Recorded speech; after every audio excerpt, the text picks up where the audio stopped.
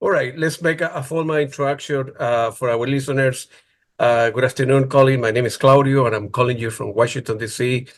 From the studios in Fairfax City. We are very grateful that Colin Bass accepted our invitation to the show. Colin, welcome back, man. Thank you very much. Pleasure, as always. Oh, thank you. In the previous interview, you told us about your fascinating musical life, and in this new talk, I want to delve into different stages of your musical career and especially of your solo work and so on and so forth. So the first question, in the mid 80s, right? Camel wasn't doing that much for a period. And then I understand this around the time you began your work with Mustaphas 3. Yeah. Feel free to elaborate how that project came together. What was the motivation to do that to begin with? And you guys did very well and with that, right? So We were, I guess, what you might call a cult band, So we had our following, and we were a really good live band, and people who didn't know anything about us would a lot of them would really enjoy the live shows because they were funny and and a lot of excellent musicians in the band, and so it was, and it was very left field. It was really surprising. Because we played mostly cover things. I mean, but basically they were songs from all around the world. The band was already existing when I joined. They were, and I was playing in some other bands with a couple of the guys. I was playing in a band with some Ghanaians, a sort of a Ghanaian sort of high life band in London, and Ben Mandelson, the guitarist, and Nigel Watson were the drummer. And their bass player left, and I joined them, Orchestra Jazeera, and they were trying out this the Mustaphas thing as a side thing, as a kind of joke, really, because everybody in the band had their speciality. They were sort of people who knew a lot about Balkan music, people who knew something about African music, about various kinds of African music, East African, West African stuff. And I've been working a lot with some Nigerian musicians in London, so there was that element in it. And also later, after I joined, we had Kimo Mustafa, who joined on accordion and piano. And she was just fantastic salsa player. Was recruited when visiting salsa stars from Cuba or the thing would play in London. She would sometimes get the job of playing salsa piano, and so that was that. But basically they had a cello player. And he left to do something else, and he left to join the Oyster Band. It's an English folk band called the Oyster Band. And and Ben said, "Oh, do you want to join the Mustaphas?" So I said, "Sure, but I don't play cello." He says, "It doesn't matter." Okay, so I play bass. So and through that I got to know a lot more about musics of the world, and because everybody had this, most of the members of the band, they had their specialities. Dawson, the percussionist, the late great Dawson Miller, he was a specialist in North African percussion, and he was really good at that. And Tim Feenberg, also late great Tim. He was a Balkan aficionado and could play lots of strange looking dead sheep with pipes sticking out of them, bagpipes and things like that, which we utilized. He was also a very good accordionist. And Nigel was the drummer, and Ben played bouzouki and violin, and he was the host of the gig. He would do the announcements, hilariously funny in a very kind of serious, poker-faced way. And so I went to see them a couple of times before I joined, and I bowled over, and I thought, this is so funny that, that must be so much fun. And so I was really happy to join when they asked me. And the concept of the band was, they were all wearing suits and big collars and fezzes, and all very kind of serious. And and everybody had names, different names. So we were masquerading as a family known as Mustafa. And there was an uncle who was in charge of us. And there was, Ben was Hijaz, Tim was Niaveti, and Dawson, the percussionist, he was Isfahani. And all these names, they are Arabic modes, tone scales. So we named ourselves after different tone scales. I hope this is not too complicated. No, go ahead. I'm curious. But anyway, that's what we did. We masqueraded as so we had these characters, and we would be very serious, and it was a kind of what they call in the old show business a sort of shtick. Something you did.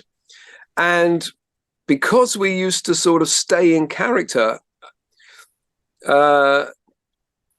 people were sometimes really bamboozled or fascinated, or sort of didn't know what to make of us at all, especially interviewers and things like that, because I wouldn't be talking as I am now. I would be very serious, and because my English is not my first language, and I don't know if you could get away with that kind of thing these days. There's certainly some people be crying out cultural misappropriation or something, and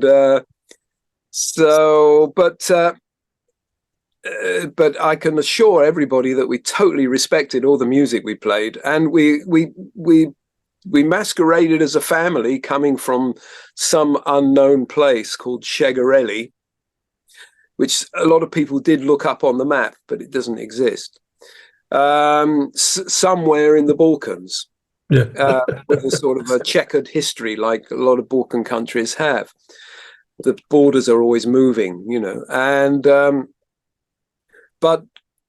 and the myth was that we were the band at the Crazy Loquat Club in Shegarelli, and it was the crossroads for all the truck drivers that came throughout Europe and beyond. And all the truck drivers used to come into the club. This is the myth, and they would want to hear different kinds of music. And so we had to learn all this different kind of music. And that was the sort of the front, as it were, for us being able to play a salsa tune, an East African tune, an Indian film song. So a lot of Balkan material, some Greek songs, and Serbian stuff, some Albanian tunes, lots of that. That was the core of the repertoire when I joined it, but it expanded. And so it was just a kind of a shtick at the family idea, five brothers and one uncle. That was the thing. And as the band went along, we started gigging more, and then we sort of we did because they did their first record, and that got people were completely confused by it. We got some fantastic reviews. People just didn't know what to make of it at all. It was recorded in an empty swimming baths, and but we got the attention of a gentleman in Berlin called Christoph Bulkowski, and he was setting up his little record label and agency. And he got us a tour of Germany, and we went over to Berlin and then traveled around Germany in a little van with Mr. Bulkowski driving. He's of course now the head of Womex trade fair, and Ben, the bouzouki player, he is the spiritual godfather of Womex, because it was between the two of them that they hatched the idea. And Womex is this sort of world music trade fair that travels different country in Europe every year, and it's still going after 25 years or so, and I still work for it in a sort of I write the artists' biographies for the showcase artists who are coming in to play at the Womex any given time. And after that, and it went really well in Germany. We sort of then started touring more, and we went back to Berlin, and Bulkowski organized a special concert, 3 nights in a ballroom, for which we commissioned a kind of 17-piece band, and with a string quartet and a brass section. And we had some excellent players. One of the string players was none other than Jocelyn Pook, who became later well known for working on the music score for Stanley Kubrick's film Eyes Wide Shut, amongst many other things. But that was before that, when she was fresh out of music college, I think. And so we had some really interesting gigs, and somehow we did another album, and somehow it started to grow, and then we ended up touring in the States about 5 times. Wow. And each time we were just getting a little more comfortable. It was good. I mean, first time it was in a little van, and traveling through the night from Richmond to Atlanta. I don't know where we are. There's an interesting video on one of those tours on YouTube. You can see it, and it's 3 Mustaphas 3 at the Double Door Inn, which I believe is in Charlotte, I think, North Carolina. Yeah. Can't remember. And it was kind of like a little cafe seating, a little bar, and we've been driving all day to get there. And that was when we had our bit later on, when we had our lady singer, Lavra Tima Davies. And there was sort of, these people didn't know what to expect. It was sort of like cowboys sitting around looking at us. And that's you can see some of that gig on YouTube. It's quite funny. And it gives you an idea of the sort of the wildness of Mustapha, where it was just, here we go, let's just do it, So, and we went to Japan, and we had a lovely audiences in Japan who really got it, and we did very good business there. And we just carried on until about 1992 was, I think, our last American tour, and then that was it. Yeah. Wow. What a story. We had to sort of put a stop to it, because I don't know. Just in the end, still, the drummer and myself, our wives have both provided us with offspring, and so there was all that, and family had to take its place for a while, and as indeed it must. Of course. Yeah. So I couldn't really justify going away so often, because we worked really hard. We were often away 2 or 3 months at a time, Man, that's tough, man. So traveling around Europe, UK, America. Yeah, strange, really, you know, when you look back on it. And not many people knew of the band, you know, but people that did came to the gigs. In France, we did quite well. Yeah. So. Yeah, good for you, man. Good. It's very strange. Man, one day you want to look back, you know, when you get older and say, man, how in the world, what the heck were we doing? Hey, man. Claudio, what do you think? I'm already old, and I'm already looking back. You know. No, you're young. You're in good shape, man. Hey, we need you and all the camel guy to be healthy, and for your wife giving you good food, healthy food, and to keeping you alive, man. Sure. We need you guys need to keep on touring. You know, the fans wanna see camel and for another 20 years or so. Yeah, well, that would be lovely. Yeah, of course. I don't know what we'd look like by then. But funnily enough, talking about, you know, getting old and looking back, I'm currently working on a one-man show that I'm trying out at a local venue here in North Wales in a couple of weeks. When is going to be that? Sorry? When is going to be that? It's February the 10th, and it's in a place that nobody would ever find unless they had directions. It's sort of at the end of a track in North Wales somewhere up near the mountains, and but there's a great little community centre there, and I'm sort of I sort of connected to that because I'm also playing with a local band there, and yeah. So, and that's where we rehearse, in the community centre. So I'm doing this gig at the community centre, and sort of, it's called, I wish I had a poster here. I don't know. I haven't got one. But it says, it's called Occasionally Famous. It's called Occasionally Famous, Confessions of a Minor Rock Star. Okay.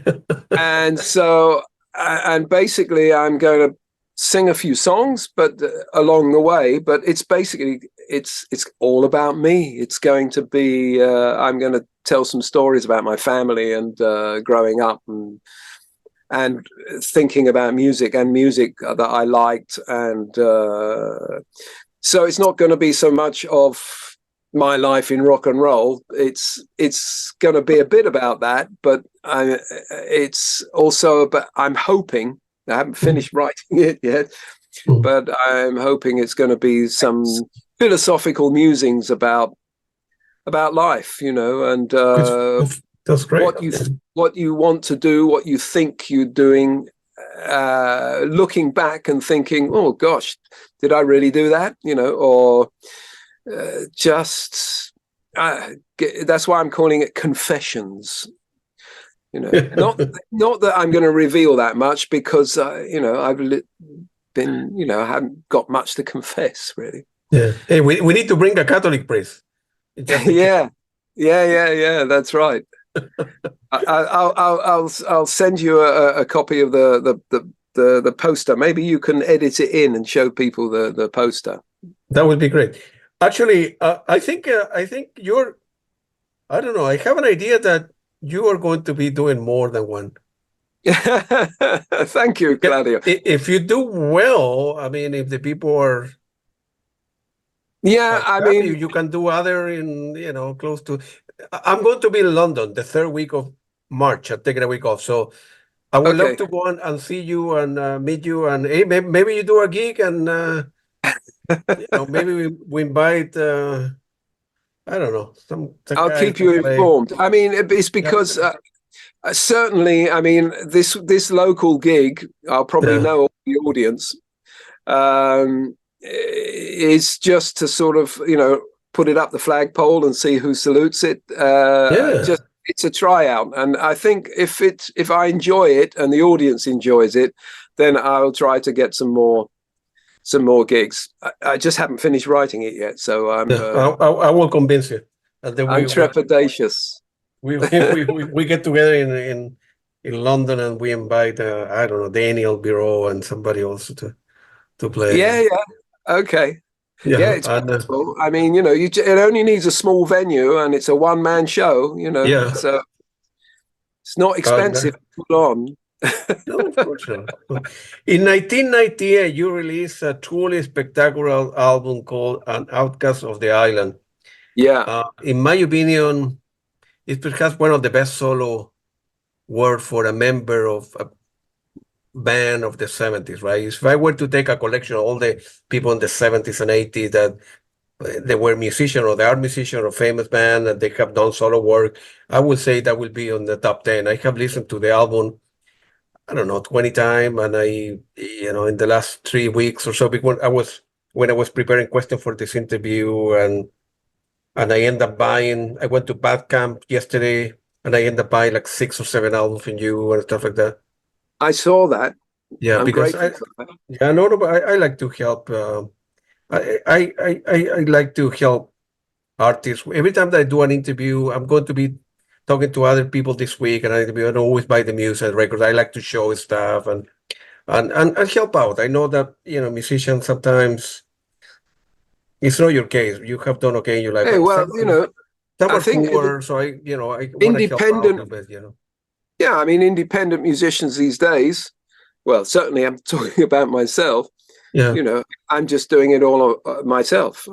So when people actually buy a product, this is, it makes it possible. And, of course, yeah, I mean, so yeah, I appreciate it. I wish more people would go to Bandcamp and buy the digital catalog. It's only £23. Yeah. I will Uh, put the link there on the description of the interview so people to buy them. So. Thank you, And Claudio. I will make when I post the interview and some of the Camel group and your group, I will put there, please help the musician, because that's the right thing to do. Nowadays people that load everything, they want everything for free. They don't know the amount of effort, how much it costs to do something, and it's not good, man. People try to download, PDF version of books for free without buying the books or Yeah, this or that. I don't understand. Somebody will go to, I don't know, to make something a Kim Crimson show or Genesis show. We'll take the whole show. First of all, the person would not enjoy the show because he's yeah, filming. It will yeah, upload it to YouTube, right? And yeah, then that's stealing for the band. I don't. One day you're not enjoy show, you're making the fool of yourself. Yeah, you're making something available for everybody out there that not be able to see it.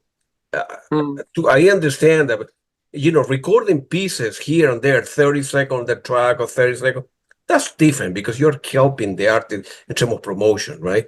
But if you okay, record the whole show and you do that's stealing, that taking profit out of an artist. That people will say, man, why I want to spend, I don't know, $150 to see Camel or whatever if I could get a couple beers on a Friday night, watch the whole show on YouTube, yeah, yeah.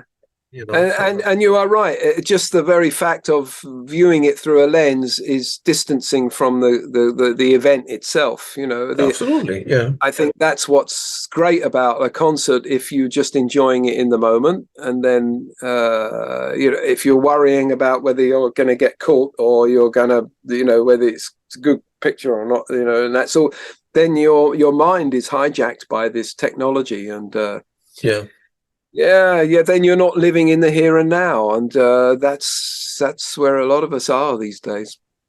So the album Outcast of the Yes, Island, what a masterpiece that is, man. I know you're very I. humble, Colin, but it's a masterpiece, man. Hey, thank you very much. Yeah, I had some lovely playing from Andy on it, Yeah, of and course. I can tell you the story. Is Yeah, go ahead.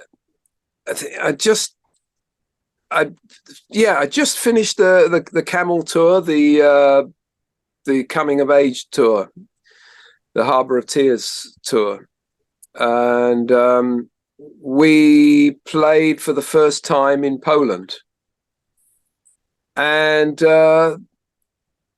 that was astonishing. That there were people queuing around the block. We played in the big Russian opera house in Warsaw, and a couple of other sort of nice venues.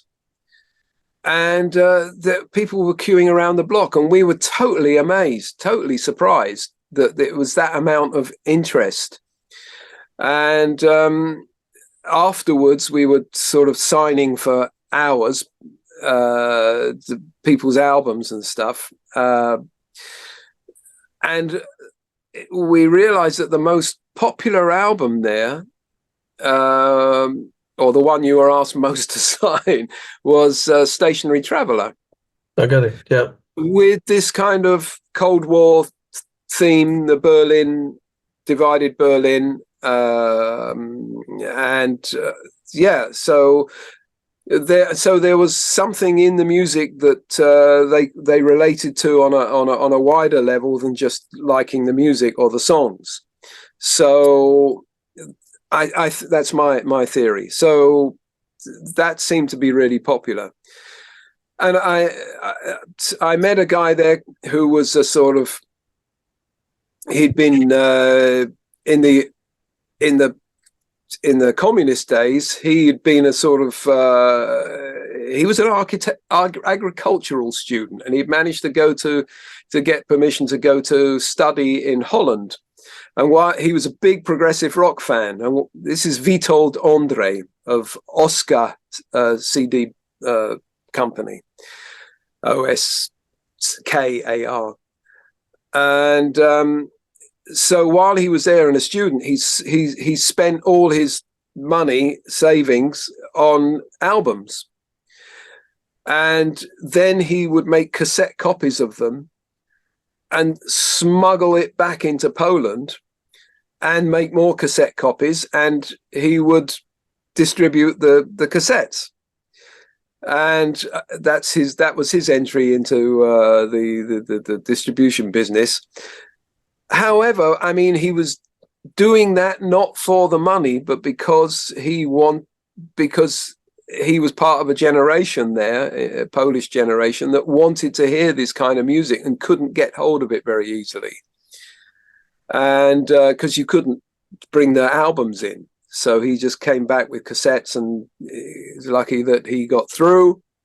And yeah, so he was really distributing this music to people who were really desperate to hear it.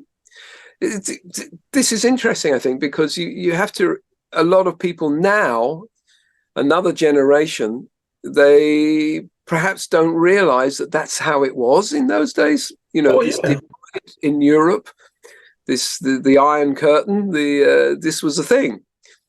And so I met Witold there and got talking, and he said, well, why don't you, because he found I was living in Berlin at the time, and I'd been living in Berlin for a long time. But when I moved to Berlin in '88, there was still a wall around the place, you know, which was absolutely really, really fascinating time. Fascinating is, I don't know if that's the right word, but yeah, extraordinary, definitely extraordinary times.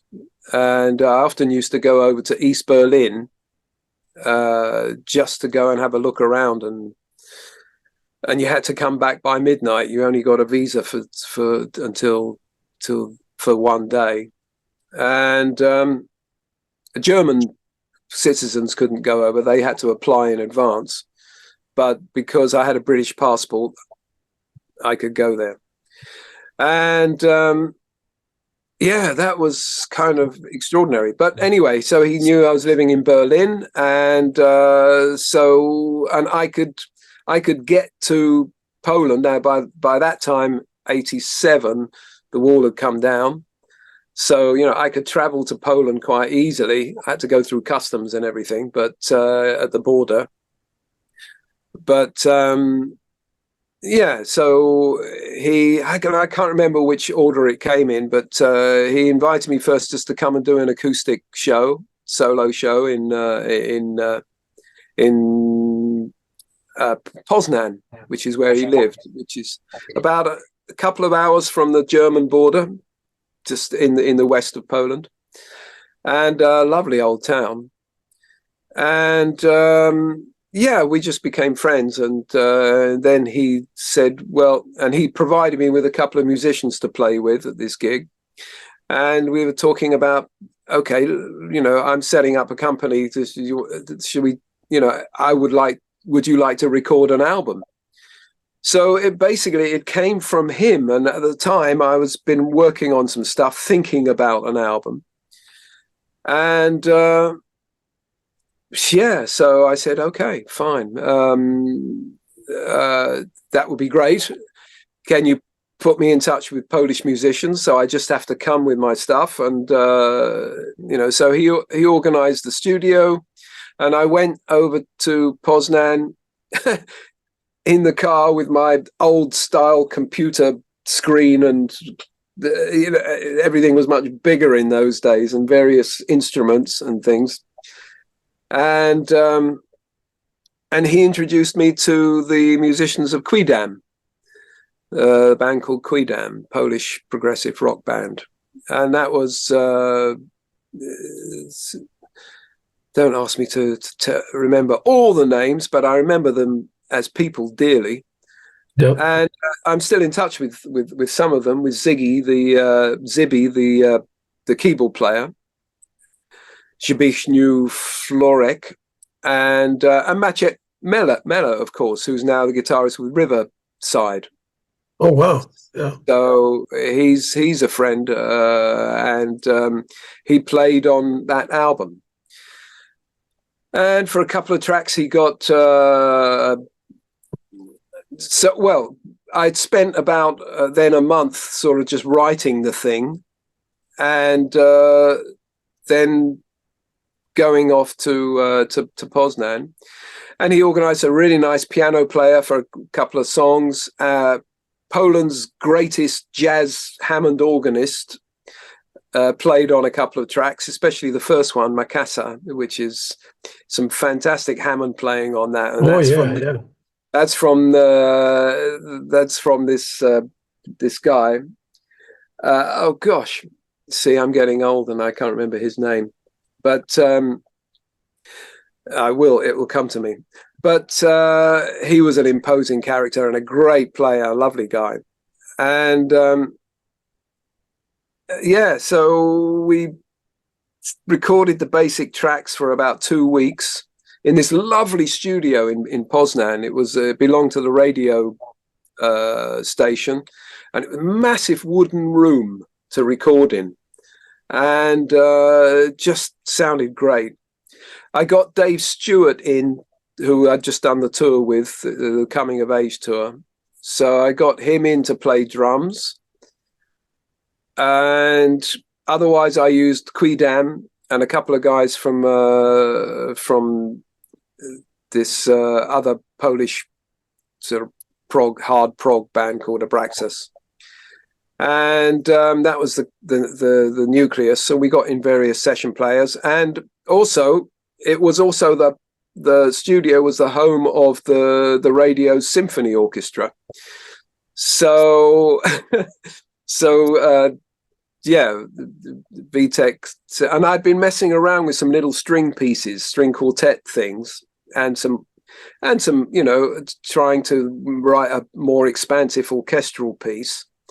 And so he said, well, we can get the orchestra, or we can get a chamber orchestra, about 15 players. So I ended up with sort of like 3 pieces of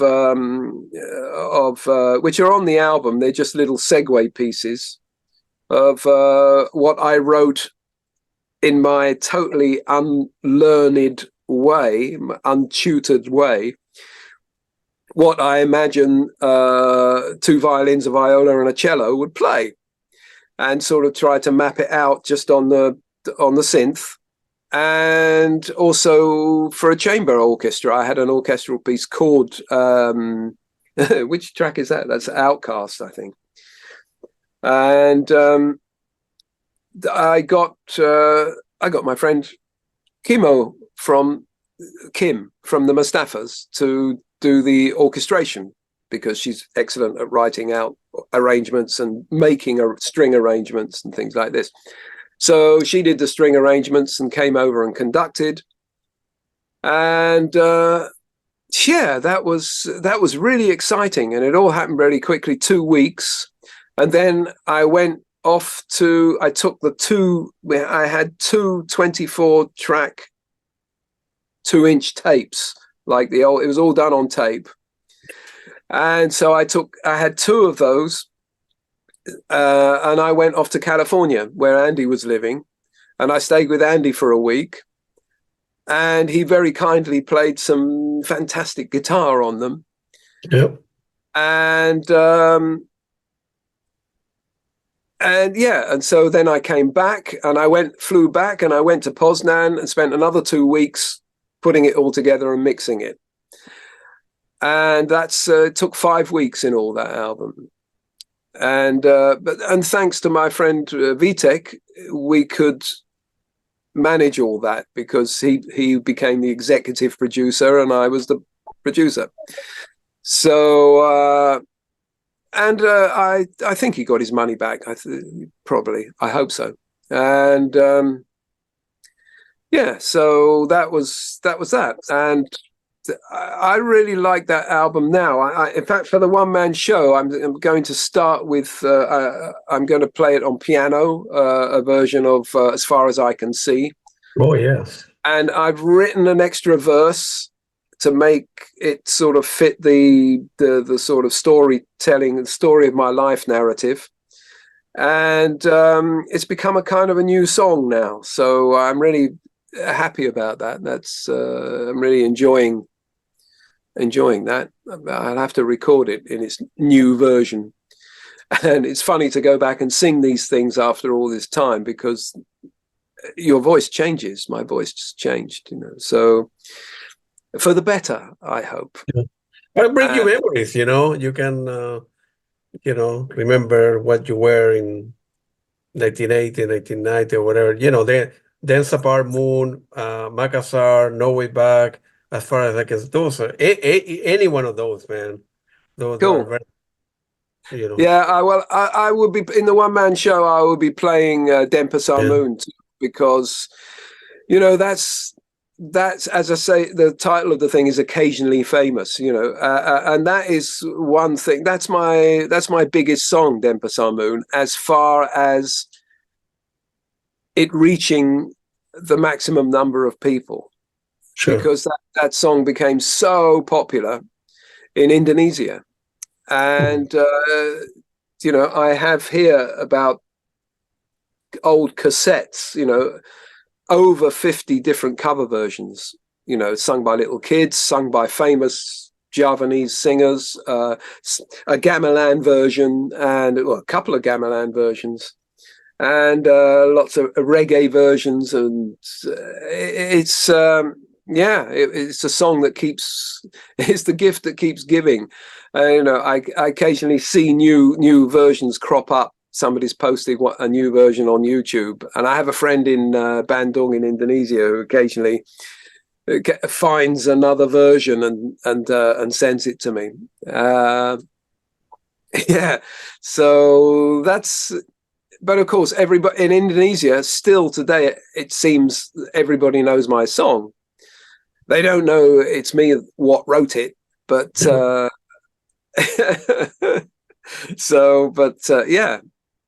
for you.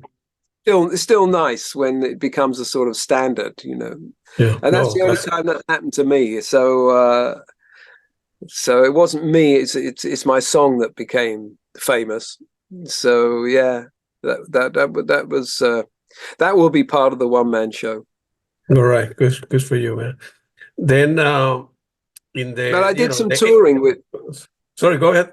I did, after the album Outcast, I did a tour in Poland with and in Europe too. We did a couple of gigs in France and a couple of gigs in Spain with Maciek and Zibi and Quidam, and also the couple of guys from Abraxas. It was a big band on stage, and we did a few gigs in Holland, which were great.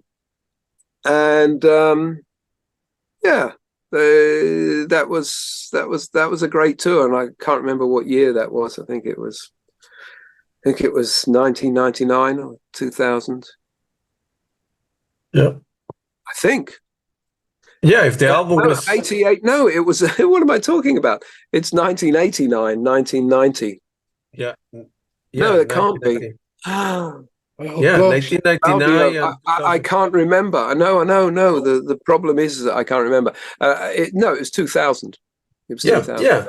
If the album Yeah, was released in 1998, maybe correct. it's on 99 and the year 2000. Yeah, No, no. numbers. I was never very good with numbers. Yeah. It happened to all of us, man. Don't worry. In Well, around the time, well, actually, before the time, Andrew Latimer resuming his work, started late 80s with the album Das and Dream. What do you remember about the album? That's another very, very good album, man. Yeah, well, that was. Let me get my head around that.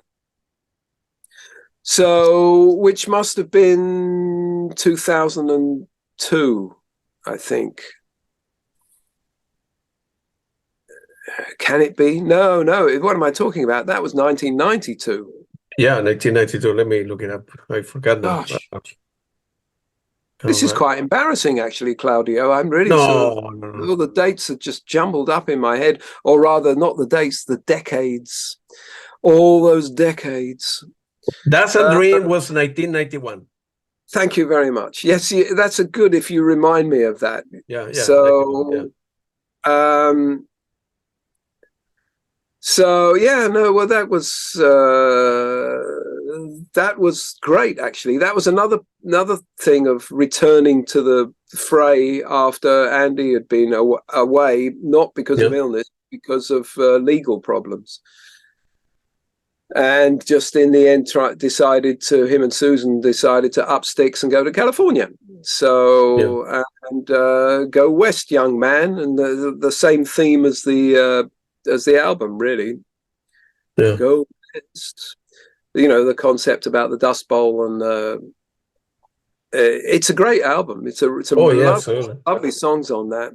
So I went over to where they were living. They were living in Mountain View in those days. And yeah, played on some tracks there, and that was great. And then it was the year after that, 92, that we went out and did a tour. Correct. So that was the first independent tour that they organized, and yeah, that was a great tour. Mickey Simmons on keyboards, Paul Burgess on drums, and me and Andy. That's a very good album. Yeah. Yeah, there's a good live album there too from that. Never Let Go. Yeah. And yeah, so that was that. And then yeah, okay. What else do you want to know? Around the time you appear as a guest on the second album of a very good Polish band called Amarok. Yeah. Neo Wave. I don't know. I think, Neo Wave. Yeah. Gosh, have you discovered that one? I review all the stuff. Every time that I don't respect for the artist. If you interview with anybody, you need to research. You need to come up with good question, elaborate question, buy the music, do the right thing. Because I'm not a journalist, right? I care about the question I ask. I care about that the other person, in your case, give me 2 hours of your time to talk to you. So the least I can do is be prepared. Although I have like a 10 question or 15 question prepared, I want to ask Colin about this, but I'm depending on where you are, the way you answer it, I modify the question in my head, or I skip a question, or I improvise a question. It's here. I sort of memorize the question in many ways, and you need to be prepared. So out of respect, you need to be prepared. That's the way I answer that. You're giving me 2 hours of your time every time I talk to you. So if I'm not prepared, right, I wouldn't be doing my job, I suppose, right? So it would be yeah, that's right. polite. And I can't sort of explain everything myself, because, as you've seen, I can't remember half. Today, yeah. So, or at least I can't remember in which order things happened. Yeah. And you went back about a decade there, so you confused me. But yeah, so I'm not quite sure where you want to go next. No, all my questions. Oh, Amarok. I'll tell you about Amarok. Neoway, and then Neoway. Let's talk about Amarok for a moment, because sure. that's this is Mishav Voitas, guitarist, and this, I was in Berlin, and that was in 2002, I think. So I think I've just done a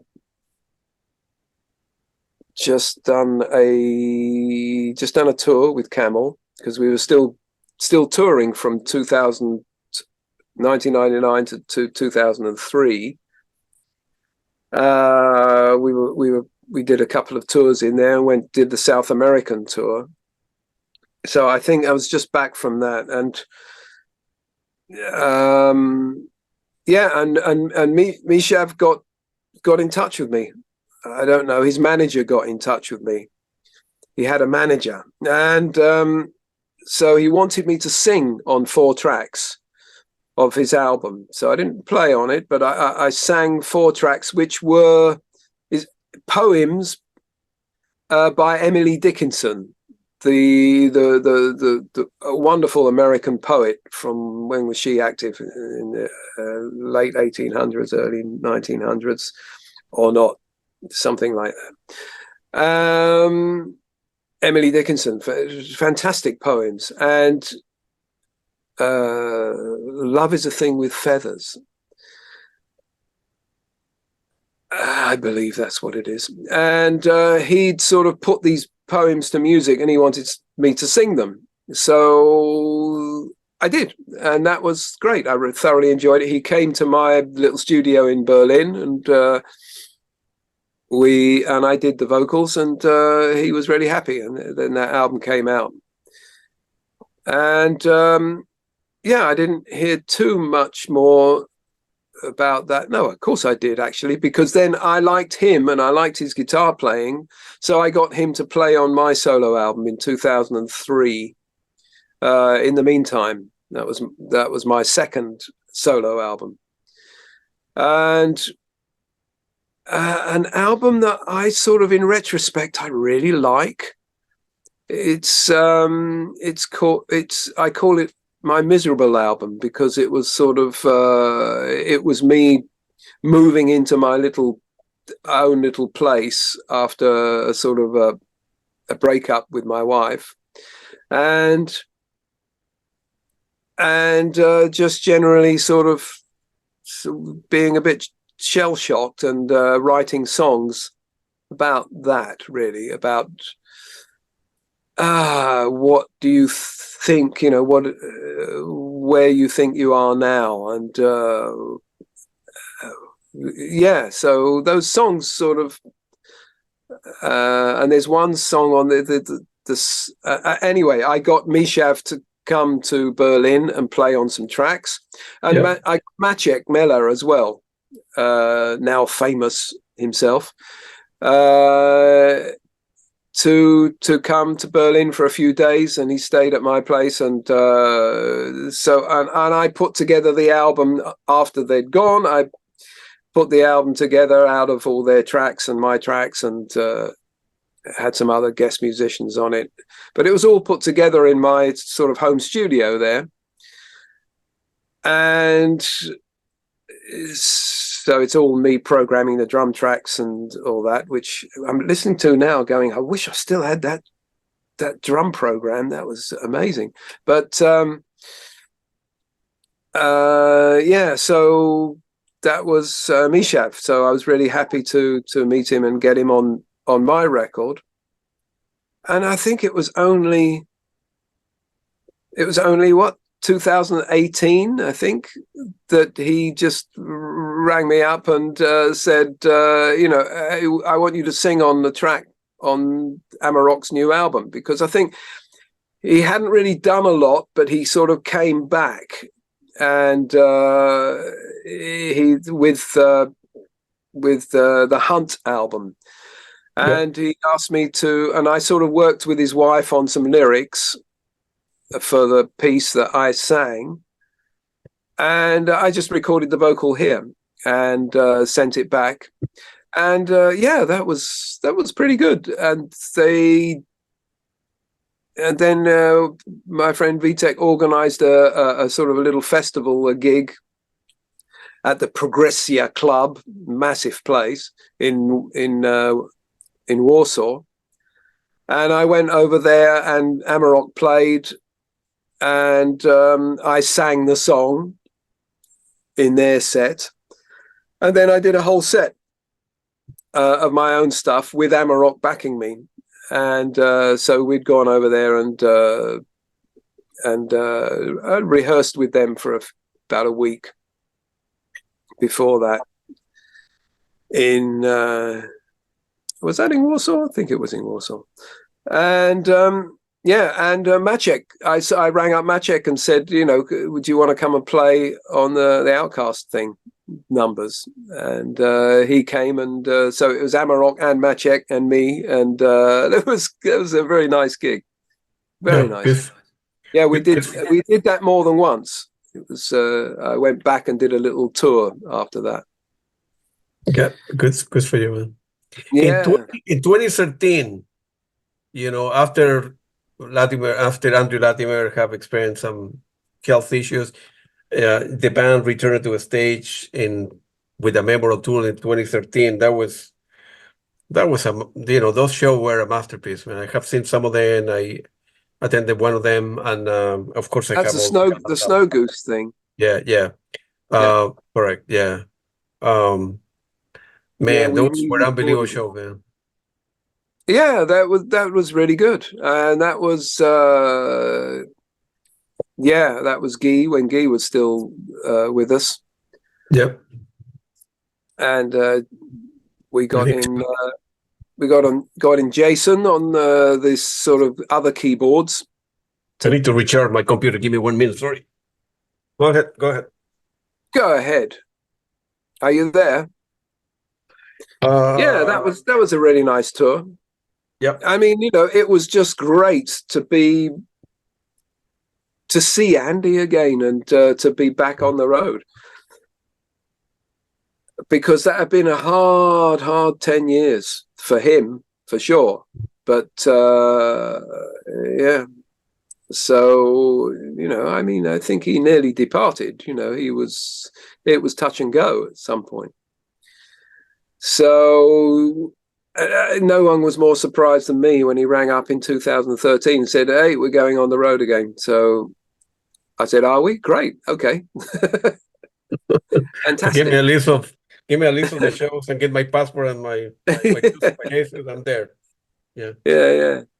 So that was cool. Yeah, fans of Camel probably remember that year for those concerts. Of course, some people remember everything, but I think for many Camel fans out there, that tour was memorable.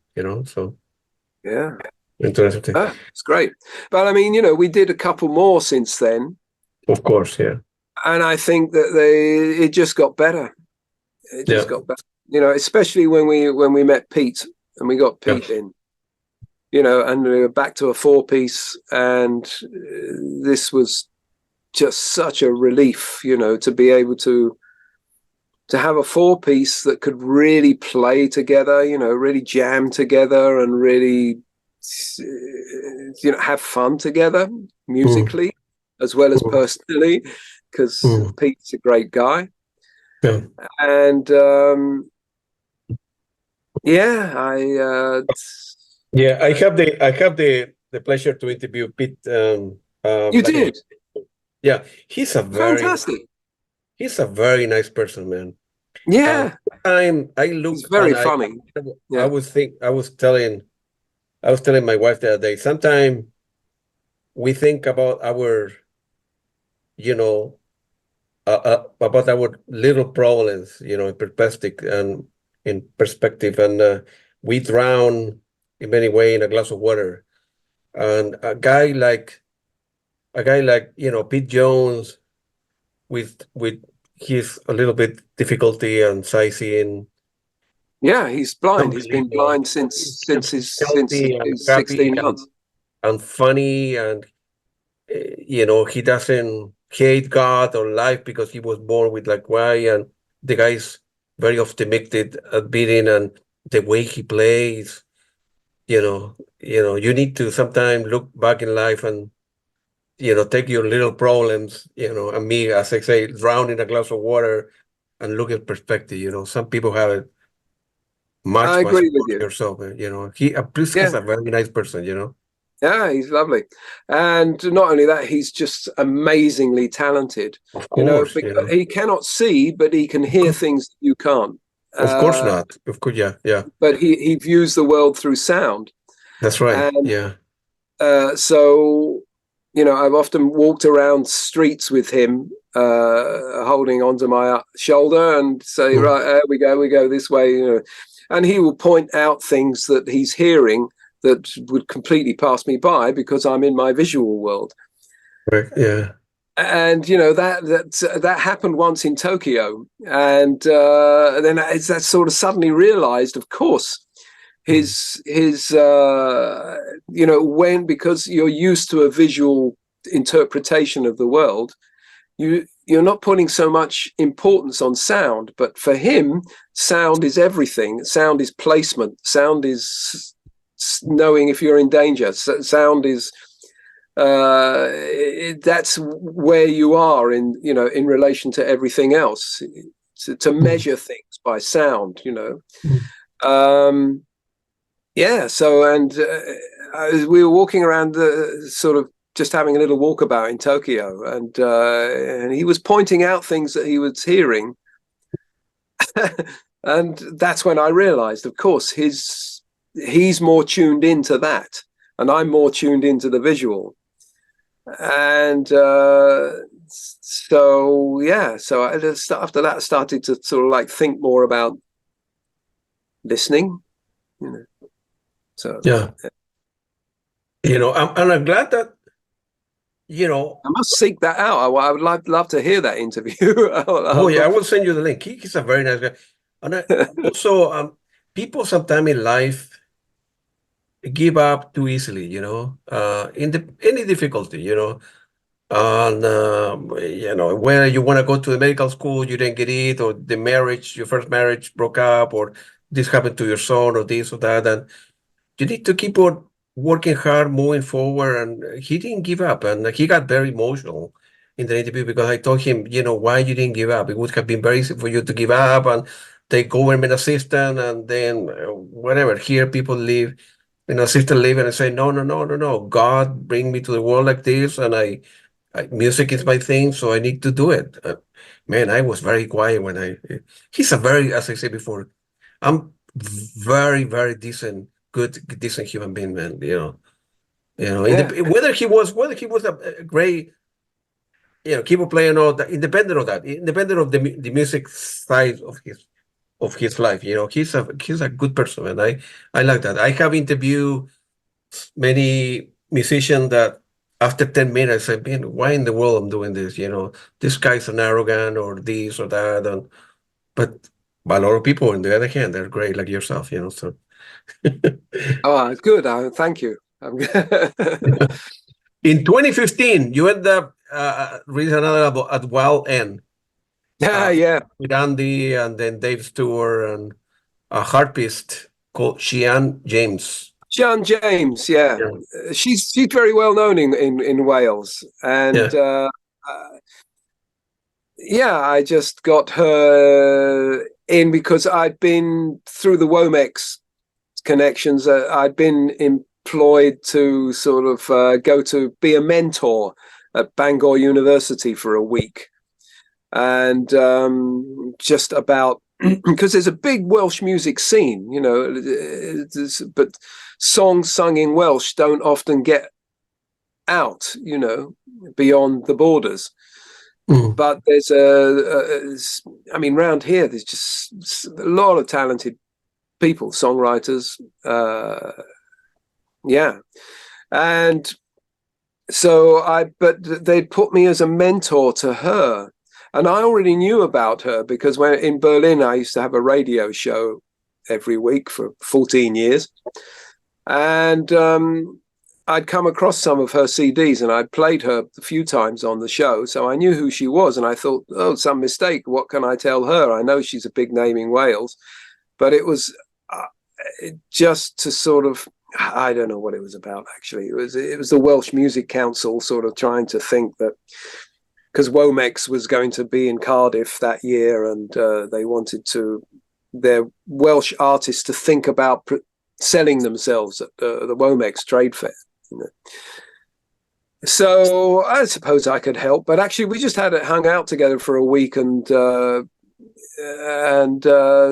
and had fun, and that was good.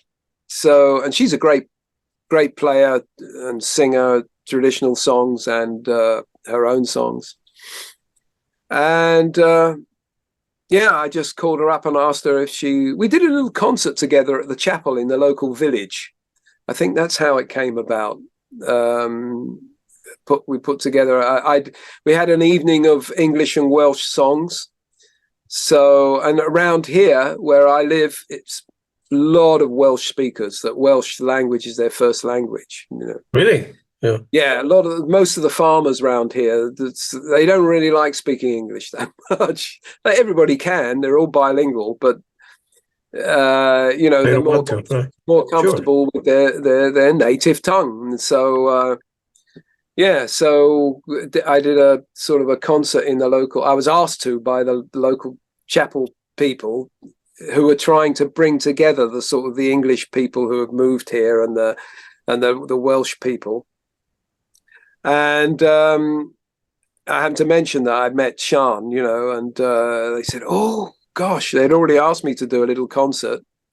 And they said, Jules, do you think she could play? So I got Sian to come.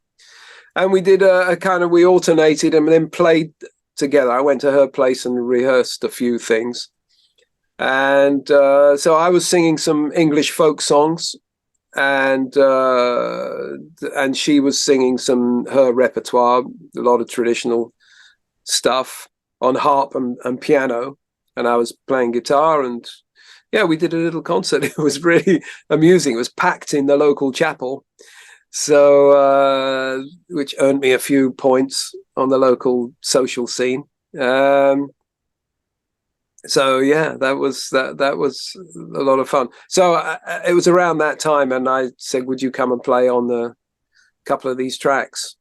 Which she did very nicely, and that was nice. I mean, that record was that was me having moved here and making my little studio here in my sort of log cabin here in the garden. It's and it was me just sort of like thinking, oh, okay, I'll make a solo album, and I'll just have different styles on it, different kind of things I've been involved with. So there's a song about my pub rock days in the 70s in London. There's a sort of a version of Girl from the North Country, which is, really I've translated into a song about my wife. And and various other things, different styles on that album. And that was that. I mean, when people write to me and say, I really like this, or I like this track, or whatever, and so I still sell a few every now and then. And so people seem to like it. When I listen to it, I go, gosh, I was too trepidatious of singing, and I didn't. I think I was feeling too bucolic, as they say. I was feeling too relaxed here in the countryside. So it was. It's a celebration of being relaxed. Sure. And it's a very good album. In 2020. Thank you. End up working with your friend Daniel Biro. Yeah. Oh, well, that's another masterpiece, man. Plus, Hey, the two of you work very well together. I think the two of thank you you very get along much. very well, and when two Yeah, thank people you, Claude. get along well in the same room with the same instrument, trying a motivation to do something, whatever it might be, a piece of art or a poem, a poetry shop or writing a book, whatever. It's when two people, like one another as professional and get along, a lot of great things happen. And that album is Great. another masterpiece of yours, man. Thank you very much. That's very kind. I mean, I think it's a great album because I really like. I, I don't know. I think Daniel's songs I love Daniel's songs, Mm. and it was hearing Daniel's songs first.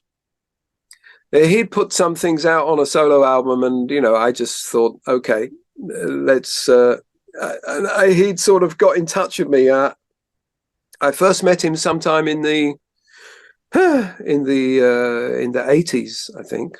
No, back in the 70s, 79 or something, when he was a young student, and in France, was doing a summer camp as part of a band, and we had some sort of students, another mentorship thing, and one of them was Daniel, and then I think he was living in France, but then he moved to London, and so I saw him in London in the 80s.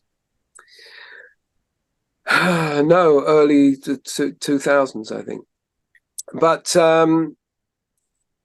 yeah. Anyway, so no, it can't have been because I wasn't in London in early 2000s, 1990. See, the decades, they meld into each other. Yeah, that's right. And I'm still thinking about here and now, so these things are sort of a bit hazy. But anyway, after a long time, Daniel got in touch with me and sent me some of his albums, and we just fell into doing that, and that was at the beginning of the lockdown thing, I think. Yep, around that time. Yeah. So that's why we decided, let's do some of these things and make it kind of, atmospheric, sort of something that you can listen to. It's not going to knock you over the head. It's ambient, hopefully makes a nice atmosphere, but it's songs. Yes, so sure. we think that was something different. It was and then what we called ambient songs. So mixing the idea of songs with sort of the ambient feel of the instrumentation.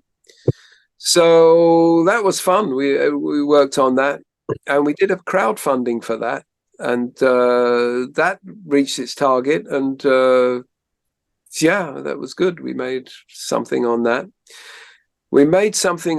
And put that by so that we can finance the next one. Sure. Which is imminent. Going to be coming soon. Yeah, it's coming soon, and I've been working on that now. We've been working on that for quite a while, but not full all the time. But as the songs appear, and then I've been writing some, and because a lot of them are sort of Daniel's old songs that he never did anything with, because he went more into the jazz, ambient, instrumental side of prog things, and but he had these sort of, they're pop songs basically. Yeah. And I thought, they're great, but we need to sort of make them sound like us. And I wrote a few to sort of match with the project. And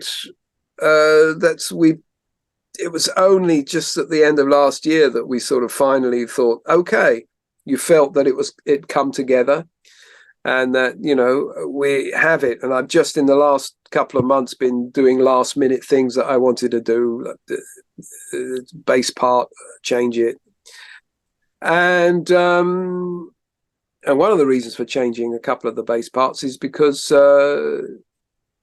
then all of a sudden we managed to get Andy to get involved with it. Yeah, he was back and well enough to to sit there in his studio and play some stuff.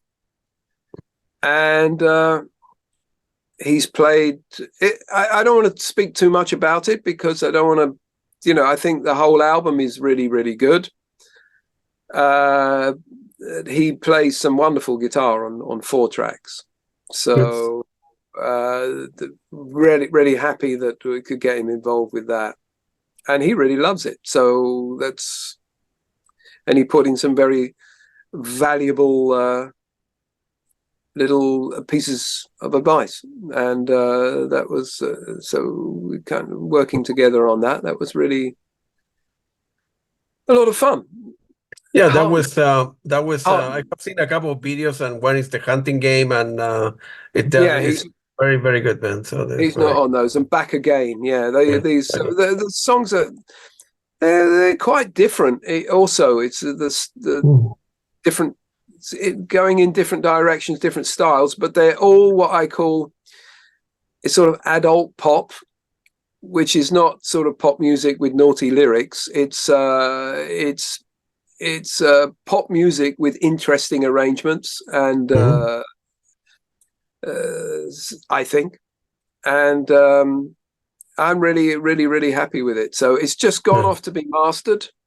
It's going to be mastered this Friday, and then we have the cover done. And so as soon as we get the master back, we will be sort of sending out some review copies and getting some CDs printed for those who want CDs. I am one of them. Yeah. Well, me too. I that's our generation, Claudio. We like to have an object. Of course, so. And also we absolutely rely on the fact that some people do like a physical object, because that's really the only way we really make any money. That's right. Record that investment to begin with. Yeah. So it's got to be. That's what it used to be about, the record business. That's right. You want to sell vinyl at the time. Well, before cassette, right? The vinyl, the CDs, and Blu-ray, and that's what bands in many ways end up financing a record. If it costs, I don't know, $50,000 to release a new record for a good name band, they need to tour because they need to make money. People don't buy CDs and buy anymore, and they need to merchandise, so they end up, how recover the 50,000 hypothetical investment? Well, we need to sell, X number of T-shirts, do the meet and greet, sell signs stuff. Otherwise, the band, the band will not be able to record that investment. When the album is out, hey, we can do a follow-up interview with you and Daniel, and hey, if you want to invite Mr. Latimer, that will be great. He's up to it. I would like to meet the guy one day. I have only a couple of questions. And also, Common Box was recently released that include a new remaster and mixer from the Decca area. Did you have a chance to listen to that? Were you able to participate in terms of artistic production and the creation and selection of the box of the tracks? No, it's nothing to do with me. It's actually, I mean, obviously, there was some communication there from Andy's side because somebody had been trying to put that together for a long time, but Andy was didn't want to go back and have to approve and listen to all this stuff. And but I think it was because, I don't know, this is just my speculation and I could be totally wrong, but I think it was because then the people who were involved in putting it together, which was from Cherry Red, Cherry Red Records. And all this thing is from all these albums. They're all in the Universal catalog, so it's like nothing to do with Camel. It's Universal own these, So of course, Andy, has his royalties from all this, but and I also get a little bit of royalty for Nude magazine. Nude. What's it called? Yeah, Nude. And so, and I think it was because the mastering and was going to be done by Stephen Taylor, who, when we used to rehearse for the last tours, the last 3 tours that we did, we always rehearsed down at Real World Studios, Peter Gabriel's place. Correct. Yeah, I know that place. Yeah. They had a big, not in the studio, couldn't afford that. So, so in a big sort of like Nissen hut, sort of in a big sort of rehearsal room, big black box.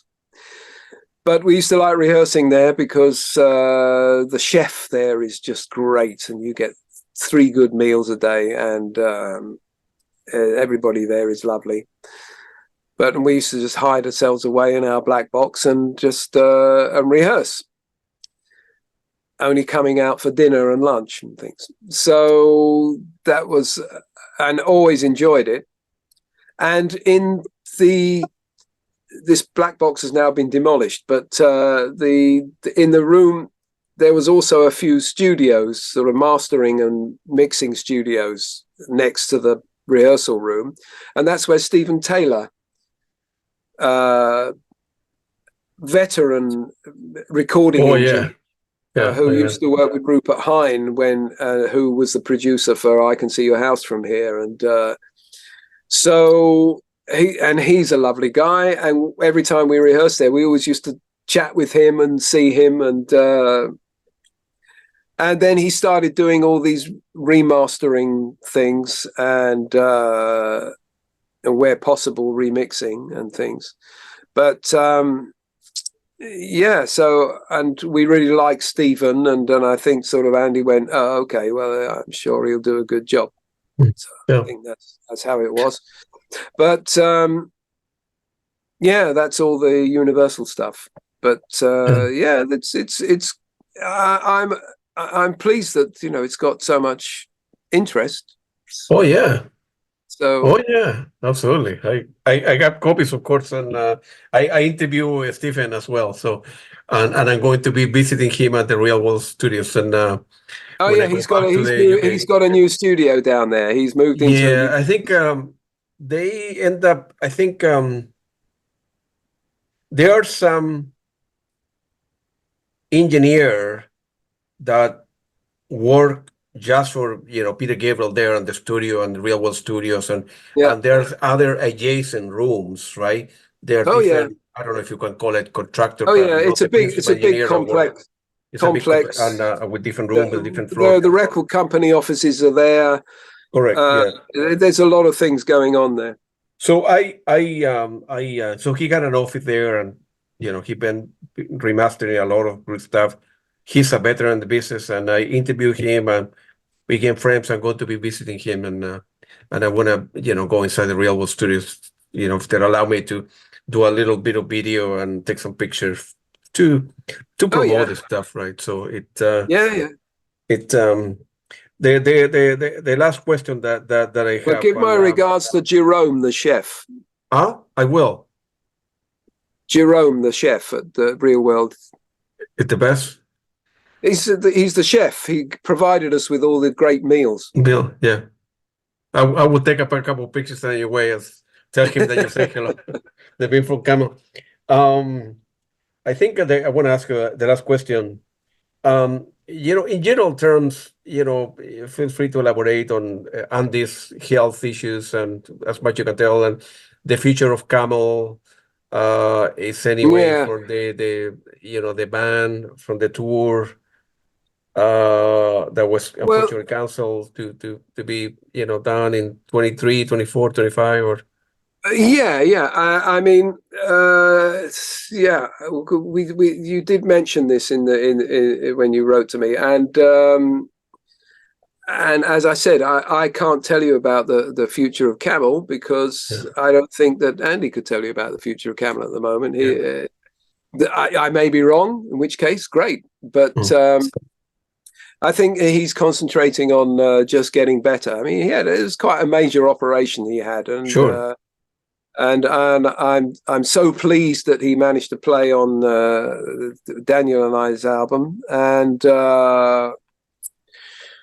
you know, I know he's sort of doing stuff at home, like he's always sitting there doing something, and yeah, but whether they've got any plans, I don't know. I think, and I did mention this to you before we started, you know, is that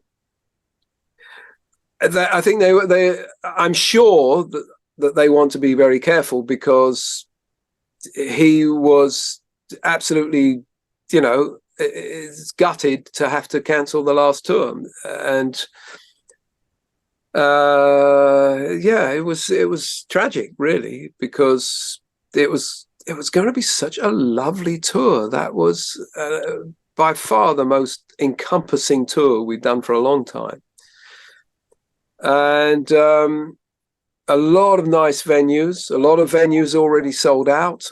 Yeah. Scandinavia, we hadn't been there for a long time, for decades, you know, and so those Copenhagen and Stockholm were sold out, and yeah, so it would have been a fantastic tour, but it was about a week before we were going to we'd already done some rehearsing in January, but we were going to get together at the beginning of April and rehearse, and then go straight off to Japan. That's where it was going to start.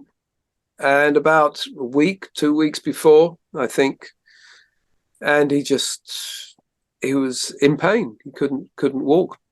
So I guess I had to say there's no way that, and I'm sure the doctors told them too, there's no way he could get, going on tour is kind of like, it's hard work, you know. Oh, yeah. You know, people don't when you're realize no longer so young as you used to be, you know, but you travel a bit better style, but you still, you know, airports, and then if you're traveling around Europe, then it's always, you know, in the rock and roll bus, and you got to, you know, go upstairs and climb into your bunk and wake up in the next town quite often. And I think that, you know, you need a certain amount of lubricity and fitness. So to do that, so I think it was very wise that they said, no, this is going to be way too problematic. And anyway, he was, the doctor said, no, this is serious. They got him in for an operation as soon as possible. So that was it. You know, when we should have been in Japan, he was on the operating table. So that was, what can you do? That's life, you know. What can you do? That's an old band saying. What can you do? That's a track for a new album, for your new album. What can you do? Yeah. But, you know, I mean, it was tragedy for them. I mean, I think the actual for them, because they, you know, it's finance. They lost a lot of money on that because, you know, you've already paid out when you're organizing your own tours. You know, you've already paid out lots of stuff for all kinds of things, flights. You know, there's no, and deposits and things like that from promoters. And I don't know. It's really complicated. Fortunately, that side of it is nothing to do with me, but I'm sure that was a very harrowing experience for them both. And you know, I can assure people that that was a decision that was not taken lightly, but it was just had to be. Well, I'm happy that the operation went well, that, you know, that he's alive and that he's getting better, and indeed, going to physical therapy and recovery, and work with yourself in the latest album that is coming up, and he's getting better, and that's what fans are hoping for. So would be That's what we're ideal all to do hoping another for. tour, but or not. That's But what he's hoping for. So I mean, yeah, we're all hoping to still have some more music making in us. absolutely, man. Absolutely, man. Hey, Colin, was very nice talking to you. Good luck with your new show. And when is February the 10th, right? In North Wales? February the 10th. All right. And then hopefully I will try to convince you to do another one in March, and so I can see you. Well, I will try to go on North Wales to see you because, as I say, I want to be in London. So, and Okay. Well, I'll be in touch. I'll let you know how it went and whether I think I can put myself through another one. So, we need to let Pete Jones knows, and all your friends from the prog world, and so we can promote that show a little bit, for my end. So it would be good. It was very nice talking to you, Colin. Would like to hear. Hopefully we can meet up soon for dinner or beer or both, and coffee.